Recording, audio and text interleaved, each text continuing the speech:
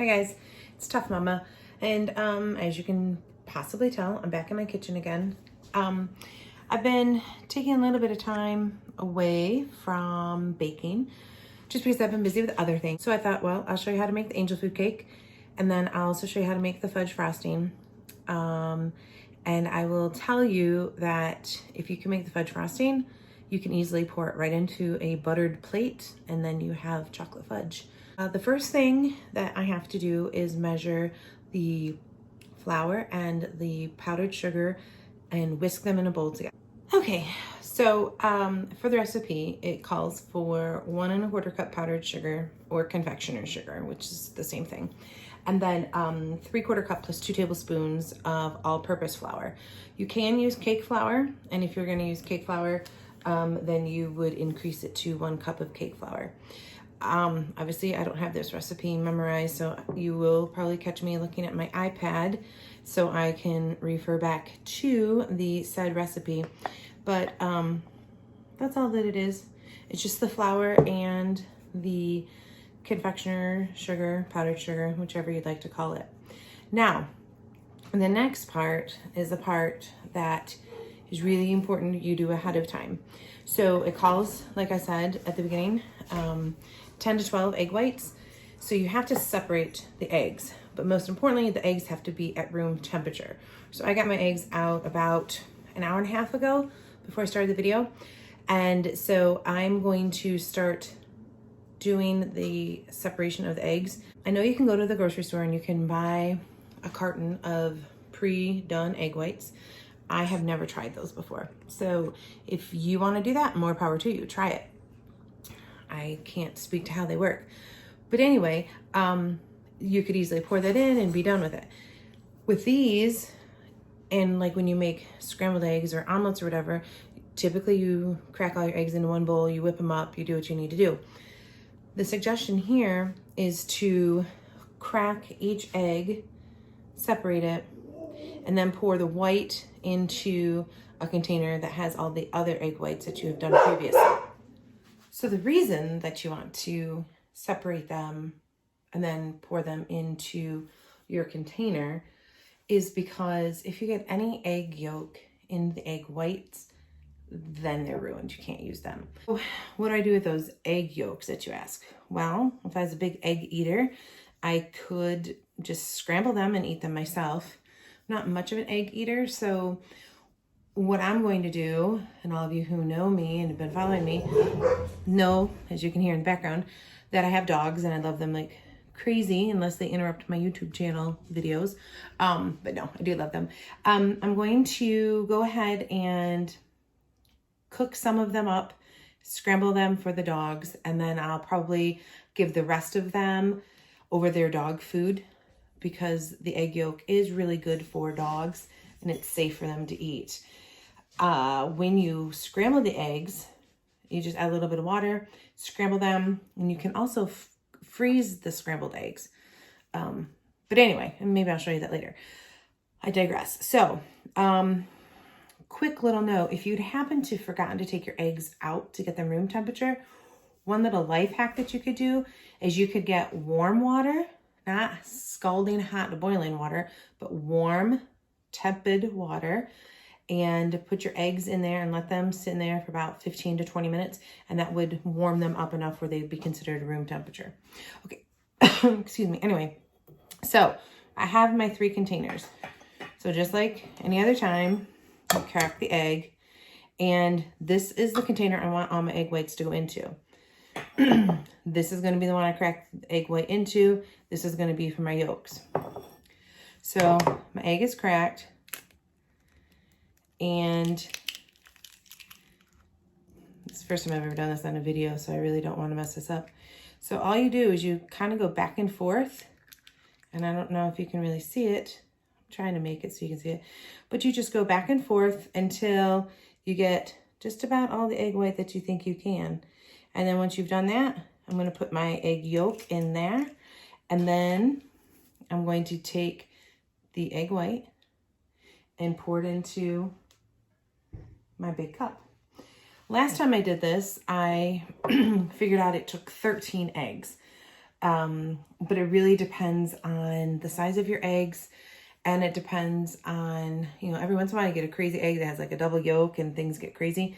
So I'm not going to show you all 13 or however many eggs, because it'll take me a little bit of time because I don't want to mess this up, but I'll just show you a couple more times. So the idea is to crack the egg best you can, and then just kind of go back and forth until you get most of the egg white. Get rid of the yolk. Drop the white. We'll do one more. We'll do it one more time, and then I won't bore you with the details any longer. I'll fast forward through it. All right, last time. Crack the egg, yolk in the shell. You just go back and forth. You want to be really careful not to let any of the yolk fall. Now they do, like I had mentioned, they do make this egg separator thing. And I hear they work well. I don't know, I've never tried them. All right. Now see, that was dangerous. I almost thought I got some egg yolk in there. But as you can tell, if you look around there, there's still like a little bit of the membrane around the egg, and you can see that the egg yolk is still intact. So I know that I didn't get any egg yolk into my egg. So there's that. All right, I will finish cracking these and we'll be back. Okay, so it did take me right at a dozen eggs. I'm gonna try not to make you motion sick, but there are the egg yolks right there. There are my empty eggs. And then most importantly,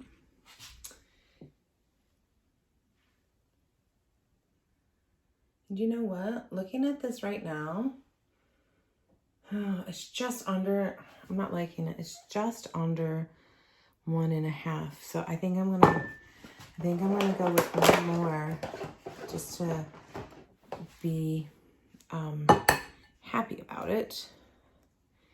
Oh wait.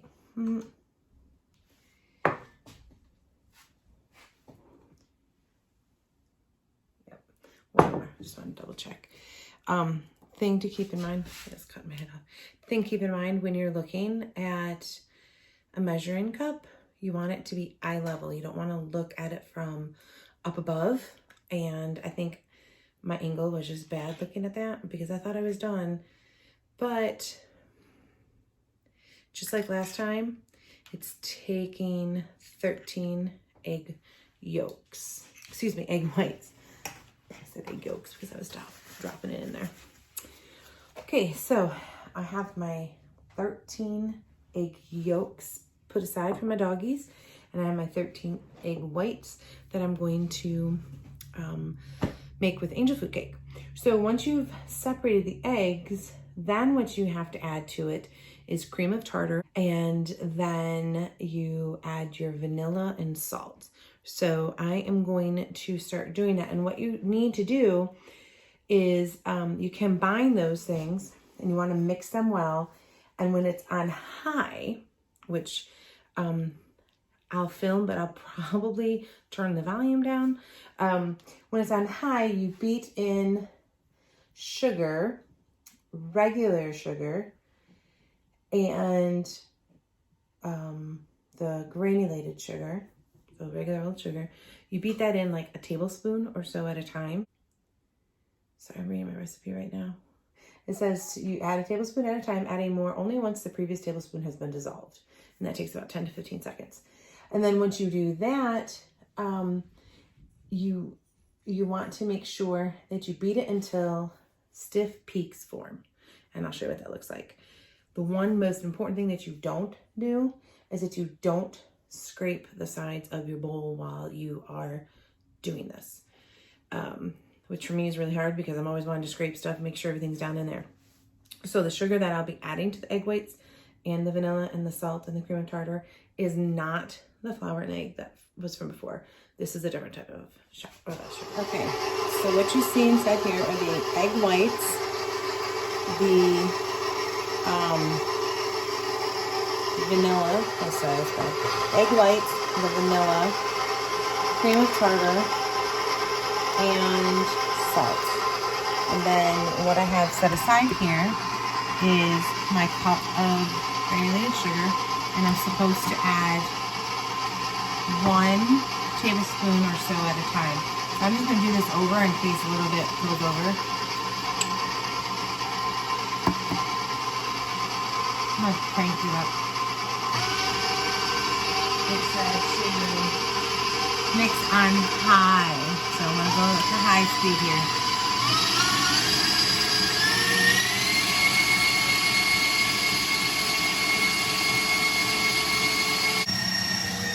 Okay, so I've added all the sugar. It's still whipping, but you can see that it's even getting more in depth. Like it's thicker. The idea is you want to have a stiff peak, and one of the trademark things to stiff peak is that you can dip your knife in, and the little crevice that is left behind when you take your knife out, it doesn't fall back in if it stays upright. Then you've reached your point. So we'll see if we're there yet. Okay, so let's attempt to see if we're there. I'm gonna try it from this side. So here it is. I'm gonna take my knife, stick it in. Let's find a new spot. Yeah, I'm gonna say it's not quite ready yet. So I'm gonna let it whip just, maybe another minute at the most. I'm gonna try this one more time. I'm gonna stick my knife in and see. Yep, and the peak doesn't collapse or anything. This is what it looks like. So it completely has changed look and texture and everything since we first looked at it. Now, a couple things that are really, really important with this.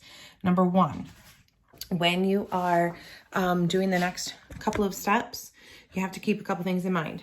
You have to use a rubber spatula to fold in the flour and sugar mixture that we set aside, a rubber spatula. You don't want to use metal for any reason. Also, I guess I should have mentioned this prior. You want to make sure your bowls obviously are clean and everything. I used a metal bowl. A lot of people use glass bowls, that's fine. Plastic, you do not want to whip this in a plastic. I did use a stand mixer. I have never successfully done this with a hand mixer. So if you can, more power to you, but I cannot. So I'm going to gently bring the bowl over here, and then I'll show you how to fold the other stuff in. Then I'll show you the pan that we put it in. We'll pop it in the oven, and then we'll be done.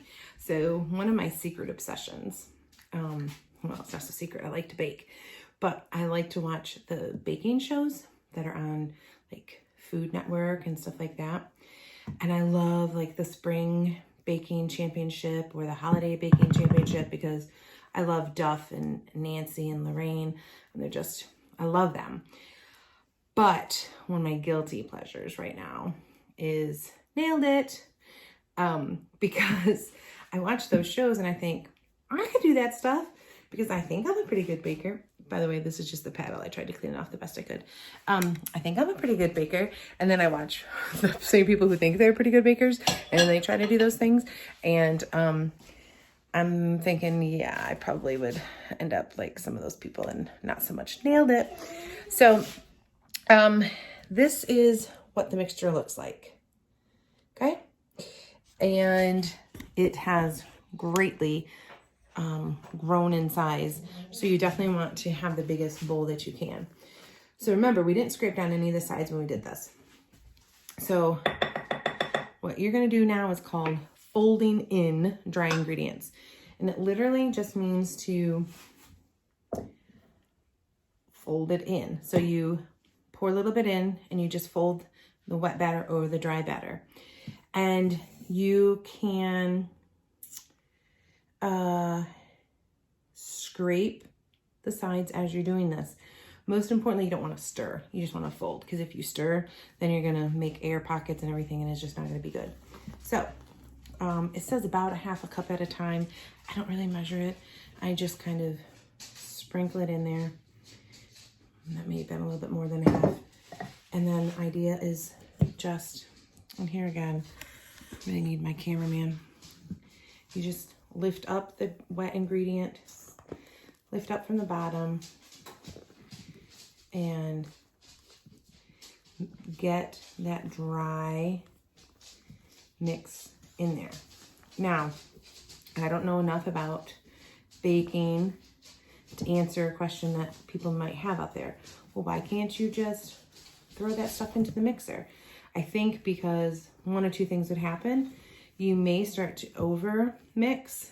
Well, that's probably the number one thing. But then number two is baking is definitely a science, and you have to do things in the way that you're told and how you're told, because it's the chemical reaction. So there's a part of me that thinks by folding stuff in, that's doing something too. Again, I'm not really sure, but if anybody out there in YouTube world knows, baking world knows, comment down below and let me know. But my thought is that it would be because you'd be over mixing the ingredients, and then all that hard work that we did with the egg whites would just be kind of gone. So this is my second dry ingredient mixture, and you can kind of see the texture is looking different. That's what it's supposed to look different. It's gonna be a really thick, airy cake batter. If you're used to making cakes from a box, this might make you a little scared, like, whoa, what is she doing? If you're used to making cakes from scratch, you might be like, okay, I know what she's doing. All I can tell you is that baking from scratch is so much more enjoyable for me than ever opening a box. And there's nothing to say that if you're in a pinch, I have not used a cake box recipe before. Matter of fact, truth be told, I bake homemade stuff for people for everybody's birthdays. So I've mixed all the flour and sugar in. So now this is what the batter looks like. So it looks a little bit different. There's a lot airier and everything. So Angel Food cake pan, completely different than a normal cake pan. A couple reasons why.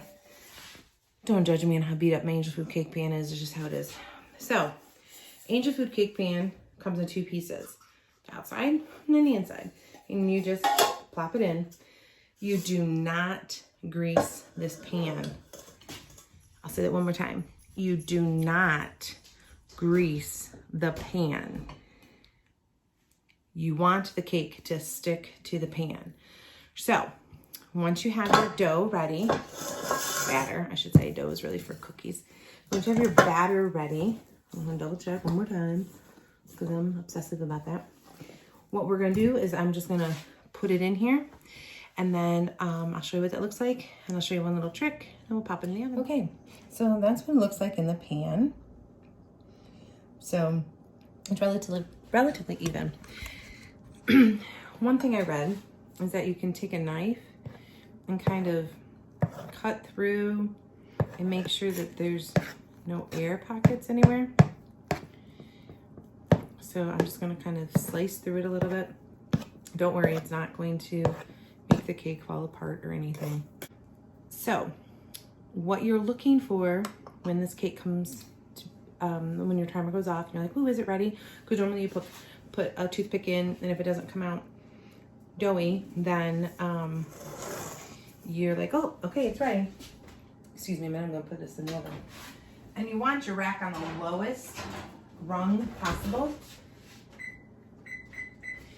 So when it comes out, what you're looking for is a nice golden brown on top, and it's gonna look like it's dry, and it's gonna be crackly on top. And so we shall see in about 35 to 40 minutes what that looks like. Okay, so here's the cake out of the oven. If you notice, it's cracked on top, which is exactly what you want it to look like. If you've made one of these from a box, you'll notice that this is a little bit darker. It's a little bit denser than the store-bought ones. So now here comes the weird part. You have to invert this cake to let it completely cool. So I have an old wine cooler bottle that works very well. It fits perfectly over this. I'll show you what that looks like here in a second. So that's what it's going to look like. And as it cools, it's going to release itself a little bit from the side of the pan a little bit, but you'll still have to take a knife around the edge to release the cake fully. I have this nestled up against the wall also because this bottle isn't very big and it's not, obviously has nothing in it. So you need to have something in there to help, or excuse me, you need to have it leaning up against something so it's not going to fall over, because you need the gravity to help pull the cake down. So anyway, this is it. Once this completely cools, which will be a good at least hour or so, we'll come back together and I'll show you how to make the frosting. Okay, so I went ahead and fried the eggs. I scrambled them and fried them up for my dogs, and this is all that's left. So there's 3 little plates, and I'm just gonna go ahead and give those to my kiddos right now. And well, you come along for the ride. I'll show you what it looks like. So yes, there's Marley and there's Sasha and there's Thumper, and they're all together and they're all happy. And so there's 1, there's 2, and there's 3. And it won't take them very long to gobble them up. Trust me, all that I did was fry the eggs and a little bit of butter. There's nothing added. Oh, Thumper's being a little pig. Eating some of Sasha's too. Yes, Thumper, you're a piggy. Okay, so the cake is out of the oven and I've put it on the plate once it cooled. And it cooled, I think it took probably about 2.5 hours for it to totally cool. And this is what it looks like. And there's the top. Now I know it looks like somebody has been peeling away at it a little bit. Yeah, somebody was. My daughter did that. But anyway, the fudge frosting that I'm going to make today is actually a fudge recipe. It has sugar, cocoa, butter, milk, vanilla. And you just bring it to a boil. You do the softball test like you do typically for fudge. And then you let it cool for about a minute. Kind of keep stirring it. And then I'll pour it over the cake and then it will harden like fudge, hopefully. So I will show you, I'll probably do snippets of video and then piece it together, because this is one of those frostings that you have to cook on the stove. And so I have to, you know, be very aware of what I'm doing.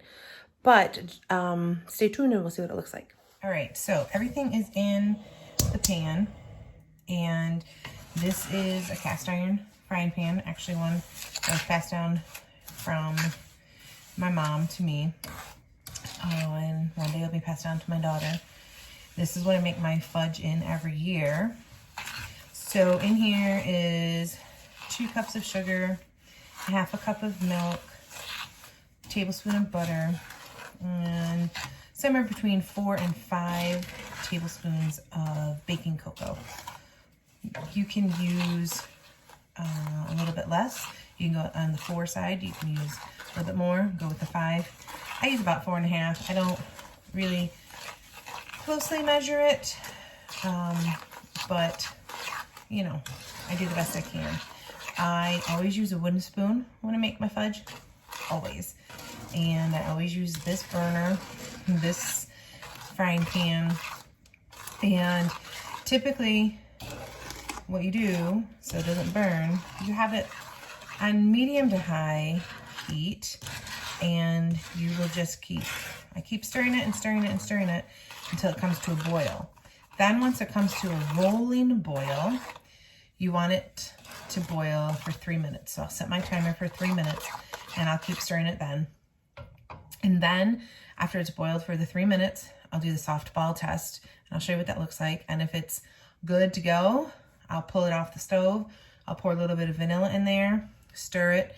I'll show you what it needs to look like before you let it, before you're ready to pour it. And if you were making fudge, you'd pour it into a buttered plate. But for this purpose, I'm making frosting, so we'll pour it over the angel food cake. Now, This, I've only ever done this type of frosting on a layered cake or an angel food cake.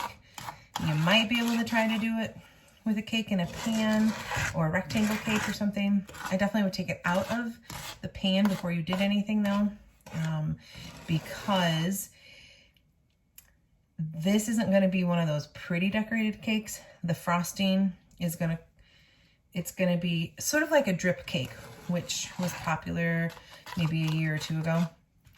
And as you watch me pour it over the cake, you'll sort of see, hopefully, what I'm talking about.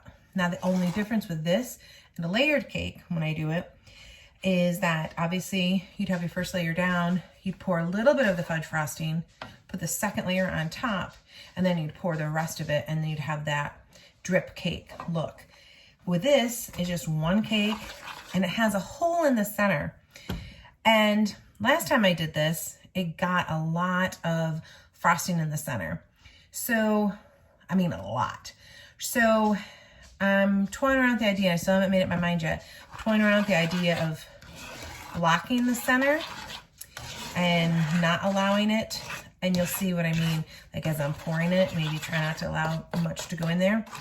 But conversely, it's kind of fun because then as you are having the cake, on the inside, when you cut into it, there's gonna be a big chunk of chocolate in there. But anyway, I'm gonna let this come to a roiling boil. I'll show you what that looks like, and then we'll be back. Okay, I've been stirring it for a couple of minutes, and it's just now, you can tell that it's beginning to thin out some, and it's just beginning to boil a little bit. So it's not quite ready for me to set the timer. One of the things I was thinking about was I never really enjoyed traditional frosting that you could buy in a store. I like buttercream frosting, but this is one of those frostings that I actually do enjoy other than a buttercream. And I was kind of mildly surprised that it worked out really well on Angel's Food Cake last year for my mom's birthday. So this may be something that I bring into my wheelhouse for a while, because it's pretty easy to make once you get used to doing the soft ball test. If you have a candy thermometer, you can do that, but I've never used a candy thermometer in my 30-ish years of baking. I sort of do it old school. So, okay, what you're seeing here is the beginning of the rolling boil. Almost there. Anyway, I do old school. Now, if I was actually making this into fudge, still the same thing. I wouldn't use a candy thermometer, but if you want to, I believe on the candy thermometer, it would tell you soft ball equals so many degrees. I don't know what that would be. My grandmother never used a candy thermometer. Neither of my grandmothers when they made fudge. This is my dad's mom's recipe. My mom's mom, her peanut butter fudge recipe is one of my family's favorites. And that used to be just for Christmas, but now I make it every now and again for other special occasions. Okay, so we have our rolling boil. So I said 3 minutes. That's the maximum amount that you want to set it for. It's going to be somewhere between 2 to 3 minutes typically. Again, a lot of variations though. If you're using an electric stove, it's going to change your cooking time. If you're using a higher flame, going to affect your cooking time. I set it for 3 minutes. I've been doing this for so long, I can sort of feel when I'm stirring when it's just about ready to do the softball test. I said that I use a wooden spoon. I happen to have one with the little slots in it. For whatever reason, this seems to work really well. I'm sure could use a regular wooden spoon. That'd be fine. I would not recommend plastic because this gets pretty hot. And I also would not recommend metal for the same reason. If you don't have a wooden spoon, I know a guy, my boyfriend, he makes wooden spoons, beautiful wooden spoons. No, this is not one of his. I need to buy one of his, or he needs to make me some and gift them to me. But either way, every time he makes a batch of them, he sells out of them, and I'd rather he profit off of them than just to give them to me. But anyway, if you need a wooden spoon, I will put his information in the comment section down below, and you can check out his shop on Etsy, or if you're in the vicinity, local vicinity, he hits a lot of the craft fairs and things, so you could always find him there. Nonetheless, wooden spoons work the best. So we're about halfway through the time, so I'll check back in with you in when I do the soft ball test. So in order to do the soft ball test, you need to have a cup of cold water. It doesn't have to be ice cold, just tap cold water. And what you're gonna end up doing is, and we'll go ahead and test it now. I don't think it's quite ready yet, but you take a little bit of the syrup, the fudge, whatever you want to call it, and you drop it into the cold water, and then you take your fingers and it comes out, and this actually is just about ready. See how it can form a soft ball? As soon as it hits, see if I can show you better. But as soon as it hits, it starts to harden. So here we go. I'm gonna drop it in and check it. Yep, all right, so it's definitely ready. So, like I said in the beginning, this is a time-sensitive frosting. So you pull it off of the heat. Don't just shut the burner off. You need to take it off of that burner, because that burner is still hot, and so it will still keep cooking it, and you don't want it to keep cooking it. So I stir this down a little bit to let the temperature start to dissipate. You see it's very, very shiny still. And if you've ever made fudge, you'll know that as you make it, when it starts to cool, it'll start to crystallize and harden, right? And that's what you want. You don't want it hardening in the pan, because then you won't have your frosting. So you need about a teaspoon of vanilla. So pour it in and stir it around. It's gonna sizzle a little bit. And then you have to do the waiting game. I've been making this frosting, as I stated, really about as long as I can remember, for my dad's birthday. Because after his mom, you know, she was older, and after he got married and moved out of the house and everything, she wasn't baking his birthday cakes for him. And as soon as I got old enough to bake, and my grandmother could teach me how to make this frosting, she did. And for whatever reason, I was lucky enough to be able to actually do it. Now, I'm not some genius, but other people have tried to make the frosting or the fudge, and it doesn't always set up for them. And I pray to God this one will set up, because if I don't master this today for this, I only have, you know, a couple more shots at it, because I don't want to keep wasting sugar. I have been known, truth be told, that if my fudge doesn't turn out, to use it as, ice cream topping or something like that. Because if it hasn't cooked long enough, if it doesn't pass that soft ball test, it won't turn into fudge, and it won't harden. Now, let me show you what's happening here. I'm gonna switch the camera so you can kind of see. So what is happening, if you can see, which you might not be able to, it's beginning to harden a little bit in the pan, and it's getting a little bit grittier on the top. And that's what you want. You want to let it cool a little bit, but keep stirring it. Now, because I'm putting this on a cake, and I don't want it to look like a 5-year-old did it. And no offense to any 5-year-olds in the audience, but I want it to look relatively nice. I'm going to start drizzling it on there, even though it's not quite hardened yet. And of course, we don't want it hardened in the pan. So I'll show you what I mean. Some fine editing down the road here, I'm sure. All right, so it's really beginning to crystallize. And so what you just start to do is you just drizzle it on here. and you just sort of let it run its course. And it may not cover the whole cake. Like I said, remember, it's not going to be a beautiful cake. It's going to have that drip effect.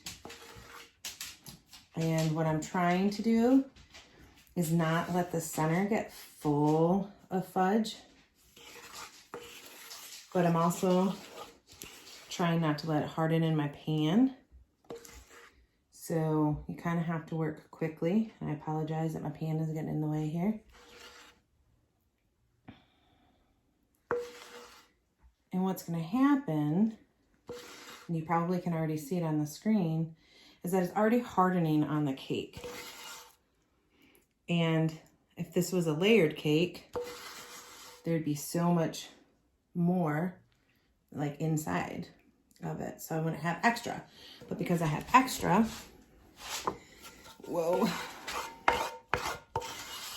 I have a pre-buttered pan plate, and there'll be a few little pieces. I know you can't see it, but bear with me. I'll show you here in a second. There'll be a few pieces of fudge that I can give to my dad. Now, before you tell me, ooh, that kind of looks ugly, I warned you. It's going to look ugly. But this is what it looks like. Now you'll see there are some dribbles here. Dribbles. And you don't really care how it dribbles all the way around, but it's dribbled all the way around. Here is what the cake looks like after I poured the fudge on there. You'll see there's some drizzles. That's what you want. And that's what the inside down the center looks like. And then there's a little bit of fudge left over. All right, well, I hope you guys enjoyed it, and I'll let you know how it turned out. Take care. Take a moment to breathe.